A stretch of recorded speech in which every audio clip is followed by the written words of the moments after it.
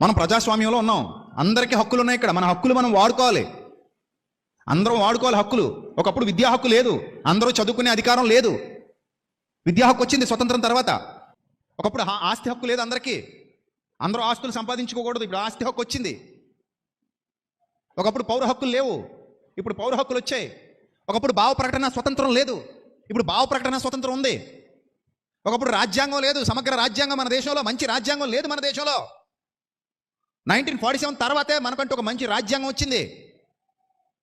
అంబేద్కర్ గారు వాళ్ళ టీం అంతటి పుణ్యమని ఆ కమిటీ చక్కటి రాజ్యాంగాన్ని పొందుపరిచి మనకి ఇచ్చారు. అంతకుముందు లేదు రాజ్యాంగం, అంతకుముందు అందరికీ సమాన హక్కులు లేవు. వాళ్ళు వాడుకోవడానికి ఛాన్స్ లేదు. ఇప్పుడు తాగడానికి నీళ్ళు లేవు, దప్పికతో చచ్చాం. నది పక్కన ఉన్నాడు ఎందుకు దప్పికతో చావాలి? అలా కాదండి, మా తాతగారు నీళ్ళు లేక చచ్చిపోయారండి, నేను నది పక్కన ఉన్నా కూడా నేను కూడా మా తాతగారు లాగే చచ్చిపోతానంటాడు. బుద్ధిహీనుడా తెలివైనడా? మీరు చెప్పండి, ఎవడాడు బుద్ధిహీనుడు అవుతాడు? అప్పుడు లేదు, ఇప్పుడు వచ్చింది. అప్పుడు లేదు అవకాశం, ఇప్పుడు ఉంది. అది జ్ఞానం అంటే, అది వివేకం అంటే, అది సందర్భానుసారంగా ఆలోచించడం అంటే. కాబట్టి సందర్భానుసారంగా ఆలోచించండి. ఏ సేవకుడికి అన్యాయం జరగకూడదు, ఏ విశ్వాసికి అన్యాయం జరగకూడదు. మన గొంతు వినబడాలి. అందుకే నేను మొన్ననే అన్నాను, ఇక మీదట సేవకులతో నో మోర్ డిబేట్స్ అని చెప్పాను. అప్పుడే చెప్పేశాను. నేను ఒకటే అన్నాను, ఒకవేళ నాకు ఏ సేవకుడైనా నచ్చకపోతే నేను డైరెక్ట్ కలిసి మాట్లాడటము, అతనికి సమాచారం తెలియజేసి మాట్లాడటము, ఒకవేళ అతను సత్య సంబంధి కాకపోతే సత్య సంబంధి కాడు అని చెప్పి నేను ఇండైరెక్ట్గా చెప్పడం చేస్తాం. అతని వల్ల నష్టం జరుగుతుంది క్రైస్తవ్యానికని. కానీ క్రైస్తవ్యంలో ఐక్యత కోల్పోకూడదు. సత్య సంబంధాలందరూ ఐక్యంగానే ఉండాలి, సత్య సంబంధాలందరూ ఏకంగానే ఉండాలి. సత్యము అనే పునాది మీద మనందరం ఏమవ్వాలి? కట్టబడాలి. సత్యమందు వారిని ప్రతిష్ఠ చేయుము అన్నాడు. నిన్ను వల్ల నీ పొరుగువాడిని ప్రేమించును. ఒక క్రైస్తవుడికే సపోర్ట్ చేయకపోతే ఇంకా బయట వాళ్ళకి ఏం చేయగలవు నువ్వు? అంత మంచి మనసు నీకెక్కడ వస్తుంది? ఒక క్రైస్తవుడికి పక్షంగానే నువ్వు నిలబడకపోతే ఇంకా మిగిలినోడికి ఎక్కడ చేస్తాను? అంత మంచి గొప్ప మనసు నీకు ఎక్కడ వస్తుంది? అంతే కదా. ఇప్పుడు నీతో పాటు నీకు ఒక మంచి ఫాలోవర్ ఉన్నాడు, నీ ఫాలోవర్కే నువ్వు సపోర్ట్ చేయట్లేదు, నీ ఫాలోవర్కే నువ్వు సహకారంగా నిలబడట్లేదు, నీ ఫాలోవర్తోనే నువ్వు ఉండట్లేదు అంటే ఇంకెవడికో నువ్వు ఎలా చేయగలవు? ఎవరికి చెయ్యవు. సో కాబట్టి ఇక్కడ మీ విశ్వాసాన్ని కోల్పోకండి. ప్రస్తుతానికి మనకు అవకాశం ఉంది, అంత అవకాశం లేని స్థితిలో మనం లేము. అడగగలిగే అవకాశం ఉంది, ప్రశ్నించగలిగే అవకాశం ఉంది, చట్టాన్ని వాడుకోగలిగే అవకాశం ఉంది, కోర్టు వాడుకునే అవకాశం ఉంది. మనదేం చిన్నది కాదు, చాలా ఎక్కువ మంది ఉన్నారు మన వాళ్ళు. అందరూ కలిసి ఉద్యమిస్తే, అందరూ కలిసి శ్రమిస్తే ఒక చక్కటి ప్లాట్ఫామ్ క్రియేట్ అవుతుంది. అందరికీ బాధగా ఉంది. ఆయనే కాదు, ఏ సేవకుడు చనిపోయినా అందరికీ బాధే. అది అందరికీ బాధ. ఒక కాకి చచ్చిపోయింది అనుకోండి, 10 కాకులు వచ్చి అరుస్తాయి. అది కాకుల్లో ఉన్నటువంటి ఐక్యత. అవునా? ఒక కాకి చచ్చిపోతే 10 కాకులు వస్తాయి కదా. అలాగే ఒక సేవకుడు చనిపోయినా, ఒక విశ్వాసం చనిపోయినా, ఒకవేళ అన్యాయం ఏదైనా కుటుంబానికి జరిగితే, అరే ఇది అన్యాయం అని ప్రశ్నించకపోతే అన్యాయం జరుగుతూనే ఉంటుంది. ఇంకా ఇది అన్యాయం అని నిలదీయకపోతే ఇంకా అన్యాయం జరుగుతూనే ఉంటుంది. ఇది తప్పు అని చెప్పకపోతే ఆ తప్పు ఇంకా కుప్పలుగా అదే తప్పు మరలా జరుగుతూనే ఉంటుంది. అన్యాయం అని చెప్పడం తప్పు కాదు, తప్పని ఖండించడం తప్పు కాదు. దానికి సంబంధించిన దాన్ని వాడుకోవటం తప్పేం కాదు, వాడుకోవాలి కూడా. చూడండి, అపోస్తలుల కార్యాలు 8వ అధ్యాయం మొదటి వచనంలో ఒక మాట రాయబడింది. ఆ కాలమందు అన్నాడు. ఆ కాలమందు అన్నప్పుడు ఈ కాలమందు కాదని తెలుసుకోవాలి నువ్వు. అవునా కదా? ఏం చదివా నువ్వు? ఈ కాలమందా ఆ కాలమందా? ఆ కాలమందని చదివా. ఆ కాలమంది అని చెప్పినప్పుడు ఈ కాలంలోకి తెచ్చేసుకోకూడదు. నువ్వు ఆ కాలానికి వెళ్ళి ఆలోచించి మళ్ళీ ఇక్కడికి వచ్చేయాలి. అక్కడ లేనిదేంటి, ఇక్కడ ఉన్నదేంటో తెలుసుకోవాలి. ఆ కాలమందు యెరూషలేములోని సంఘానికి గొప్ప హింస కలిగింది. అప్పుడు వాళ్ళకి చట్టం లేదు, అప్పుడు వాళ్ళకి రాజు అనుకూలంగా లేడు.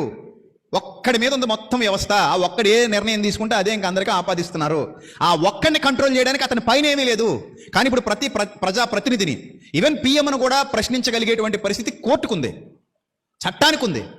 అది ఎవరైనా కానివ్వండి, అది పిఎం అవ్వచ్చు, సీఎం అవ్వచ్చు, ఎవరైనా అవ్వచ్చు. కోర్టు ఉంది, పైన చట్టం ఉంది, రాజ్యాంగం ఉంది, వ్యవస్థ ఉంది, మీడియా ఉంది. ఆ కాలమందు ఇవేవి లేవు. అందుకని ఆ కాలమందు యెరూషలేములోని సంఘానికి గొప్ప హింస కలిగింది. గొప్ప హింస. ఇప్పుడు ఏ దేశంలో అయినా ఒకవేళ ఒక కమ్యూనిటీ మీద కానీ, ఒక జాతి మీద కానీ హింస నడుస్తుంది అనుకోండి, ఐక్యరస్యమత వస్తుంది. మిగిలిన దేశాలు కూడా ఆలోచిస్తాయి. అంతెందుకు మణిపూర్లో హింస జరిగింది, దాన్ని జాగ్రత్తగా కప్పెడదామని చూసినా కూడా ఏమైంది? బయటకు వచ్చింది. మనకెందుకు లేని ఇక్కడ కూర్చున్నామా? వెళ్ళలేదా మనం? అక్కడికి వెళ్ళావా లేదా? అసలు నేను పుట్టి పెరిగిన తర్వాత ఇప్పుడు మణిపూర్ అనేది నాకు తెలియదు, ఎక్కడ ఉంటుందో తెలియదు. అలాంటిది నేను, మన పిల్లలు, ఇంకా చాలా మంది సేవకులు అక్కడికి వెళ్ళారు, చూశారు, వాతావరణాన్ని పరీక్షించారు, అక్కడ సమాచారం మీడియా ద్వారా ఇక్కడ తెలియజేశారు, అక్కడ ఉన్న వాళ్ళకి హెల్ప్ చేశాం. అర్థమైందా? సో అలాగా ఏదైనా సరే ఒక ఇష్యూ రన్ అవుతుందంటే మొత్తం స్ప్రెడ్ అయిపోయే కాలంలో ఉన్నాం మనం. ఇది వరకు అంటే ఫోన్లు లేవు, ఇది వరకు మీడియా లేదు, ఇది వరకు నెట్వర్క్ లేదు. ఇప్పుడు ఎక్కడి నుంచి ఇన్సిడెంట్ జరిగిందంటే నిమిషాల మీద ఏమైపోతుంది, అది స్ప్రెడ్ అయిపోతుంది. అందుకని ఆ కాలానికి ఈ కాలానికి తేడా తెలుసుకుందాం ఫస్ట్. ఇది యావత్ క్రైస్తవ సమాజం నేర్చుకోవాల్సినటువంటి పాఠం. ఆ కాలమందు యెరూషలేములోని సంఘానికి గొప్ప హింస కలిగింది.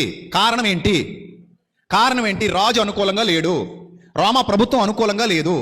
ఇప్పుడు మనకు కూడా ప్రభుత్వం అనుకూలంగా లేదా లేదా అంటే ఇలా లేదు, ఇలాగైతే లేదు. ఉందో లేదో ప్రశ్నించాక చూద్దాం. ఒకవేళ లేదు అనుకుందాం, ప్రభుత్వాలు మనకు సపోర్ట్ చేయట్లేదు, నెక్స్ట్ ఓట్ అయ్యాం. ఎవరు ఇవి ఇంకా అంతే కదా. ఎన్ని ఓట్లు ఆగిపోతాయి, మనం కాదంటే బోల్డ్ ఓట్లు ఆగిపోతాయి. నా మట్టుకు నేను 1,00,000 ఓట్లు ఆపేయగలను ఒక్కడే. నేను ఒక్కడిని తలుచుకుంటే తక్కువ చెప్తున్నాను. నేను తక్కువ అంటే తక్కువ చెప్తున్నా. నా ఫాలోవర్స్ లక్షల్లో ఉన్నారు. నేను ఒక్కడిని తలుచుకుంటే 1,00,000 ఓట్లు ఖచ్చితంగా ఆపేయగలను, పని కట్టుకుని నిలబడితే. అలా నాలటోళ్ళు ఎంతమంది ఉన్నారు? వాళ్ళందరూ నిలబడితే ఏమవుతుంది? ప్రభుత్వాలు కదులుతాయి కదా. 1,00,000 ఓట్లు అంటే మాట్లాడే కదులుతాయి ఖచ్చితంగా. అలాంటి వాళ్ళు ఎంతోమంది ఉన్నారు ఇప్పుడు. సో కాబట్టి మన చేతకానోళ్ళం కాదు, మనం రాజులం. ప్రభుత్వాలను గెలిపించుకోగలిగే ఓటు హక్కు మన దగ్గర కూడా ఉంది. ఓటు లేదని ఎవరైనా ఓటు హక్కు అందరికీ, నాకుంది, నీకుంది, నాకు అందరికీ ఉంది. అది 18 సంవత్సరాల నిండిన ప్రతోడు ఓటు హక్కు కలిగి ఉన్నాడు. సో అది మీ ఓట్లు మాకు అక్కర్లేదు, మేము అది ఇది అన్నాడు అనుకోండి. నేను నిన్న మొన్న కూడా ఒక మాట చెప్పాను. ప్రజాప్రతినిధికి మతం ఉంటే ఇంట్లో ఉండాలి. ప్రజాప్రతినిధి మతం పబ్లిక్లోకి రాకూడదు. ఎందుకంటే నువ్వు ప్రజాప్రతినిధివి. నువ్వు ఒక్కడు ఓటుతో గెలవలేదు, అందరు ఓట్లతో గెలిచావు. ఇది ఎవడైనా సరే ప్రజాప్రతినిధికి మతం కానీ ప్రజాప్రతినిధికి కులం కానీ ఇంట్లోనే ఉండాలి. బయటకు వచ్చిన తర్వాత నా కులం వాళ్ళకే నేను సపోర్ట్ చేస్తాను, నా మతం వాళ్ళకే నేను సపోర్ట్ చేస్తాను అంటే నెక్స్ట్ టైం నీకు ఎవడో ఓటు వేయడు. నేను కూడా వేయనివ్వను. నా వరకు నేను కూడా వేయను. నేను వేయను అంటే నా అనుచరులు చాలామంది వేయరు. నాలాగే చాలామంది సేవకులు, చాలామంది పబ్లిక్ స్పీకర్స్ ముందుకు వచ్చి మేము వేయమంటే వాళ్ళోళ్ళు కూడా వేయరు. అలాగా చినుకు కలిస్తే వరదైనట్టు అదో పెద్ద ప్రపంచమై కూర్చుంటుంది. అవునా కదా? అందుకే ఎప్పుడు కూడా ప్రజాప్రతినిధులు నాది ఇదే మతం, నేను ఈ మతానికే కొమ్ముగాస్తా, నాది ఇదే కులం, నేను ఈ కులానికే కొమ్ముగాస్తా, నాది ఇదే వర్గం, ఈ వర్గానికే కొమ్ముగాస్తా, నాది ఇదే జాతి, ఈ జాతికే కొమ్ముగాస్తా అని అనకూడదు. అలా అనేవాడు ప్రజాస్వామ్య ప్రభుత్వంలో ఉండడానికి అర్హుడు కాడు. నేను ఎంత మంచి పాయింట్ రేజ్ చేశానో మీరు ఆలోచించండి. అలా అనేవాడు ప్రజాస్వామ్యం. మన ఇంటికి రాకూడదు, హక్కు లేదప్పుడు. నువ్వు రాకూడదు, సిగ్గుమాలి మొహం వేసుకు రాకూడదు, దాన్ని పెట్టుకొని చీపురు గడ్డ తిరిగేస్తారు. అప్పుడు ఆ హక్కు కూడా ఉంది, చీపురు గడ్డ తిరిగేసే హక్కు. ఎందుకు లేదు? నువ్వు రాకు, మా ఇంటికి రాకు, గెట్అవుట్ అని చెప్పొచ్చు, నా గడప దొక్కనొచ్చు. That is my right, this is my house. మరి అంతే కదా. సో కాబట్టి ఆ కాలమందు యెరూషలేములోని సంఘానికి గొప్ప హింస కలిగింది. వాళ్ళందరూ యూనిటీగానే ఉన్నారు పాపం. ఇక్కడ ప్రాబ్లం ఏంటంటే వాళ్ళలో యూనిటీ లేకపోవడం కాదు, కానీ ఈరోజు ప్రాబ్లం ఏంటంటే మనలో యూనిటీ లేకపోవడం. ఆ రోజు ఈ ప్రాబ్లం లేదు, యూనిటీ లేదనే ప్రాబ్లం ఆ రోజు లేదు, ఉంది. అక్కడక్కడ జరిగాయి, ఇన్సిడెంట్స్ జరిగాయి. కానీ వాళ్ళు వెంటనే దాన్ని ఏం చేసుకున్నారు? రెక్టిఫై చేసేసుకున్నారు. పౌలు గారికి పేతురు గారికి మధ్యలో పెద్ద యుద్ధమే జరిగింది. కానీ అనతి కాలంలోనే పేతురు గారు సెట్ అయిపోయి పౌలు గారితో ఏకీభవించేశారు. అమ్మో నేనే రాంగ్ వేలో ఉన్నాను, ఇది కరెక్టే, ఇతనికి ఉన్నంత జ్ఞానం మాకు కూడా లేదు, చాలా మందికి లేదు అని అనుకున్నాడో ఏమో. మొత్తం మీద సెట్ అయిపోయి పౌలు గారు రూట్లోకి వెళ్ళిపోయాడు. ఐక్యత అలా సెట్ అయింది, ఆ వాతావరణం బాగుంది, మళ్ళీ కలిసిపోయారు వాళ్ళు. అలాగా విభేదాలు ఉండక మానవు, అందరి మధ్యలో ఏదో వస్తుంది. ఇంత పెద్ద గుంపు అనేసరికి ఏదోటి వస్తుంది. ఇంత పెద్ద గుంపు మంది చిన్నదేం కాదు. క్రైస్తవులు అంటే చిన్నోళ్ళేం కాదు, బోలెడంత మంది ఉన్నాం. మనం చూశారుగా రాజమండ్రిలో, మనం చూశారుగా తెలంగాణలో. మనసు పెట్టి బయటకు వస్తే ఎంతమంది, ఇంకా చాలామంది రాలేదే. నేనే పోలేదు తెలంగాణకి, నాకు కుదరక. అలా పోయినోళ్ళు కలిసినోళ్ళు ఇంకా బయటకు వస్తే ఇంకా ఎంతమంది ఉంటారో కదా. సో కాబట్టి అందరూ కలిసి ప్రశ్నిస్తే న్యాయం జరుగుతుంది. ప్రశ్నించడం తప్పు కాదు, అడగటం తప్పు కాదు. అర్థమైందా? అలాగని మనం మన విజ్ఞతని, వివేకాన్ని ఎప్పుడు కూడా కోల్పోకూడదు. మన వల్ల సమాజానికి కించిత్ కూడా నష్టం జరగకూడదు. నేను ఎప్పుడు చెప్తుంటాను, అందరూ బాగుండాలి, మనం కూడా బాగుండాలి. అందరూ బాగుంటేనే మనం బాగుంటాం, అందరూ ఆనందంగా ఉంటేనే మనం ఆనందంగా ఉంటాం, అందరూ సంతోషంగా ఉంటేనే మనం సంతోషంగా ఉంటాం. వాళ్ళ సంతోషం వాళ్ళు అనుభవించనివ్వండి. నీకు నచ్చకపోయినా సరే, కొరింథీ పత్రికలో అదే చెప్పాడు. ఈ లోకపు జారులతో నేను, ఈ లోకపు విచారులతోనే నేను, ఈ లోకపు విగ్రహారాధికులతోనే నేను, దోచుకున్న వారితోనే నేను సాంగత్యము చేయవద్దని కాదు. అట్లయిన ఎడల నీవు లోకముల నుండి వెళ్ళిపోవలసి వచ్చిన కదా అంటాడు కొరింథీయులకు రాసిన మొదటి పత్రిక 5వ అధ్యాయంలో. అవునా? అట్లయిన ఎడలా నీవు లోకములో నుండి వెళ్ళిపోవలసి వచ్చును కదా. సహోదరుడు అనబడిన వాడు ఎవడైనా అలాంటి క్యారెక్టర్ కలిగి ఉంటే వాడితో సాంగత్యం చేయకరే నాయన. నువ్వు క్రీస్తు నమ్ముకుని కూడా ఈ విధానంలో వెళ్తానంటావా? నువ్వు క్రీస్తు నుండి కూడా ఈ విధానంలో వెళ్తానంటావా? అది తప్పురా అని చెప్పు. అంతేగాని నువ్వు ఎవరితోనూ కలవను, ఎవరితోనూ సాంగత్యం చేయను అనడానికి కుదరదు. అందరితో మంచిగానే ఉండాలి నువ్వు. నేను అందుకే నిన్న కూడా చెప్పాను, Hindu, Muslim, Christian, Buddhist, Jainist, Sikhist ఎవరైనా సరే we are all Indians, we are all bhai. అన్నదమ్ములం మనం, అన్నదమ్ములం. నేను క్రైస్తవుణ్ణి, నా సంఘంలో క్రైస్తవుణ్ణి, బయట కూడా నేను క్రైస్తవుణ్ణి, కానీ బయట నేను భారతీయుడిని, లోపల క్రైస్తవుణ్ణి బయట, కానీ ఇక్కడ నేను పరిపూర్ణంగా క్రైస్తవుణ్ణి. అలాగే ఒక హిందువు దేవాలయంలో హిందువు, బయటకు వచ్చిన తర్వాత భారతీయుడు. ఒక ముస్లిం నమాజ్ చేసుకునేటప్పుడు మసీదులో ఉన్నప్పుడు ముస్లిం, బయటకు వచ్చిన తర్వాత భారతీయుడు. భారతీయులుగా కలిసిమెలిసి తిరుగుతున్నప్పుడు ఇంకే ఇబ్బంది లేదు. భారతీయులుగా ఉన్నప్పుడు మళ్ళీ నువ్వు నేను వేరు అనుకోవడానికి అవకాశం లేదు. అలా అనుకుంటే అక్కడ వస్తుంది అగ్గి. అలా వద్దు. నేను అంటాను, మన అందరం అన్నదమ్ములు, కలిసిమెలిసి ఉందాం, కలిసి తిందాం, కలిసి ఉందాం, కలిసి బ్రతుకుదాం, కలిసి సంతోషంగా ఉందాం, కలిసి మన దేశాన్ని అభివృద్ధి చేసుకుందాం, కలిసి మన దేశాన్ని బలపరుద్దాం. మన పిల్లలు భవిష్యత్తు బాగుండాలి, మన పిల్లలు ఆనందంగా ఉండాలి. ఇది అందరికీ నూరు పోయాలి. బస్సులు తగలెట్టడం, రైళ్లు తగలెట్టడం మన ఆస్తిది, మనం ఎందుకు తగలెట్టాలి? బస్సులు పగలగొట్టడం, రైళ్లు పగలగొట్టడం మన ఆస్తిది, మనం ఎందుకు పగలగొట్టాలి? ఇప్పుడు నాకు వాక్ స్వాతంత్రం వచ్చింది ఇప్పుడు, కానీ 2000 సంవత్సరాల కిందట పౌలన్నకి వాక్ స్వాతంత్రం లేదు, స్టెఫన్ అన్నకి వాక్ స్వాతంత్రం లేదు, పేతురు అన్నకి వాక్ స్వాతంత్రం లేదు. ఈరోజు విజయప్రసాద్ రెడ్డికి వాక్ స్వాతంత్రం ఉంది దేవుని మహాకృప వల్ల. అలాంటి గొప్పదైన ప్రజాస్వామ్య ప్రభుత్వంలో ఉన్నాం మనం, అలాంటి ప్రజాస్వామ్య ప్రభుత్వంలో ఉన్నాం. అందుకే ఆ కాలమందు యెరూషలేములోని సంఘమునకు గొప్ప హింస కలిగినందున అపోస్తలుడు తప్ప అందరూ యూదయ సమరయ దేశములందు చెదిరిపోయారు. కారణం, వాళ్ళలో యూనిటీ ఉంది, కానీ పైన ప్రభుత్వాలు వాళ్ళకి సపోర్ట్ చేయలేదు. ప్రభుత్వం కాదు, పైన ఉన్నది రాజరికం కాబట్టి సపోర్ట్ చేయలేదు. నెక్స్ట్ ఏం జరిగింది? భక్తి గల మనుష్యులు స్టెఫన్ని సమాధి చేసి అతని గురించి బహుగా ప్రలాపించిరి. మనం చూడండి ఎంతమంది ఏడ్చారో ఆయన చనిపోయినప్పుడు. చాలామంది ఏడ్చారు, చాలామంది కన్నీళ్ళు వచ్చాయి, బహుగా ప్రలాపించారు, అయ్యో ఒక సేవకుడు చనిపోయాడని. అప్పుడు అర్థమవుతుంది సేవకుడు అవసరత ఏంటో.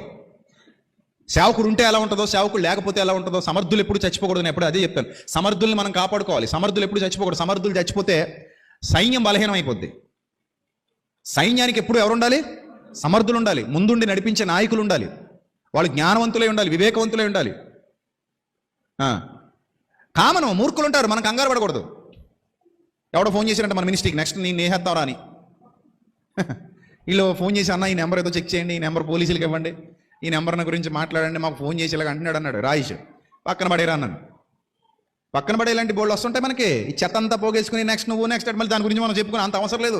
దాని గురించి పోలీసు అంత అవసరం లేదు. గాలిగాళ్ళు, అర్థమైందా? గాలిగాళ్ళు, ఇలాంటి గాలిగాళ్ళు ఉంటానే ఉంటారు, కామెంట్లు చేస్తుంటారు, ఫోన్లు చేస్తుంటారు. అంటే వాడు ఉన్మాది అనమాట. ఈ ఉన్మాదుల గురించి మనం పెద్ద పట్టించుకోక్కర్లే. వాళ్ళు వెనకుండి నేను ఎవడో చూడండి మేమే చంపేశామంటున్నాడు. నాకు తెలిసే పిచ్చోడు అనుకుంటున్నాడు, మతిస్థిమితం లేనుడా, మరి జ్ఞానవంతుడా, వివేకవంతుడు అయితే అలా మాట్లాడు కదా, మేమే చంపేశాం, ఇంకా చంపేస్తాం, తొక్కి పడేస్తారు. పిచ్చి నాటకాలు ఎత్తని. తెలంగాణలో అనుకుంటాను మాట్లాడు, వాగాడు ఉంటుంది, కంగారు పడకు. తీసుకెళ్ళి లోపలేసి ఇప్పుడు ఎలాగ 4 పీకితే అప్పుడు వచ్చేస్తుంది బుద్ధి. ప్రజాస్వామ్య ప్రభుత్వంలో ఉన్నాం మనం. మీ తాతగారి జాగిరేం కాదు, మేమే చంపేశాం, మేము పొడి చేసాం. ఎవడు గాలిగోపురం గడివి, నువ్వు కూడా మాలో ఒకడివి, భారతీయుడిలా ఉండు. అందుకని మేమే చంపేశాం, మేమే పొడి చేసామంటే తొక్క తీసేస్తారు లోపలిటి పోలీసులు. ఎక్కడెక్కడ పెట్టాలో పెట్టేస్తారు లాఠీలు. ఎంత పొగరు చూడండి, మేము చంపేశాం, మేము పొడి చేసాం, మేము చంపేస్తాం. ఎవడు చంపేస్తావు, ఎందుకు చంపేస్తావు? చూసేటప్పుడు తెంగరోళ్ళు ఏంటి? నువ్వు చంపేస్తే చంపించేసుకోవడానికి, నువ్వు పొడిచేస్తే పొడిపించేసుకోవడానికి అవకాశం ఉంటే ఎవడేం చేయలేడు. అవకాశం లేనప్పుడే ఎవడైనా ఏదైనా చేస్తాడు.